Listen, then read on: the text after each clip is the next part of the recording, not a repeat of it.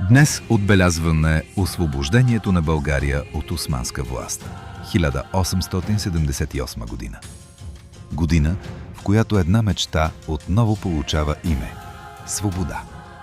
Свобода, извоювана с кръв, с вяра, с търпение продължило векове. 5 века нашият народ живее без своя държава, без своя власт, без правото сам да решава съдбата си. И въпреки това, България не изчезва, защото държавата може да падне, но народът оцелява, когато помни кой е. Историята ни не започва през 1878 година. Тя започва много по-рано. С държавата, създадена от Аспарух. С възхода на Първото българско царство. С златния век на Симеон. С паденията. С възстановяванията. С вековните битки за оцеляване.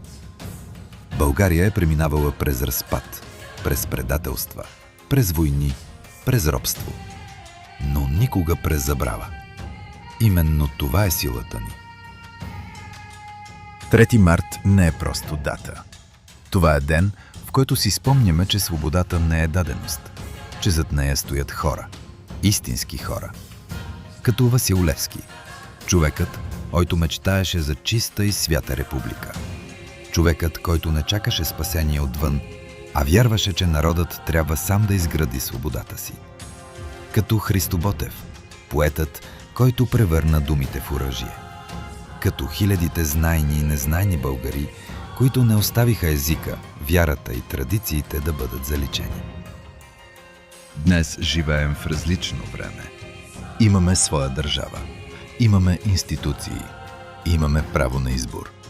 Но имаме и разочарования. Имаме и грешки. Имаме и усещане, че понякога идеалите на онези преди нас са забравени.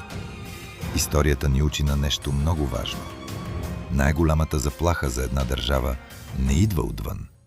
Тя идва отвътре. Когато забравим кои сме, когато се разделим, когато позволим на апатията да ни завладее, когато приемем, че нищо не зависи от нас. Но това не е българската традиция. Българската традиция е оцеляване, съпротива, възраждане. Народ, който е преминал през 5 века без държава и е запазил езика, църквата и културата си, не може да бъде унищожен от временни кризи. Народ, който е преживял падането на царства, войни и разделения, не може да бъде заличен от трудностите на едно поколение. Точно за това съществува този канал. Не за да дели, не за да сочи с пръст, а за да помни. Да разказва историята на България. От Първото българско царство, през Средновековието, през Възраждането до днес. На прост, разбираем език, с всички гледни точки, с уважение към фактите и с уважение към жертвите. Защото народ, който познава историята си, не може да бъде манипулиран лесно. Не може да бъде разделен лесно. Не може да бъде унищожен. 148 години от освобождението. Това не е край на историята ни. Това е продължение. Всяко поколение има своята битка. Нашата битка не е с оръжие. Тя е с памет, с отговорност, с участие.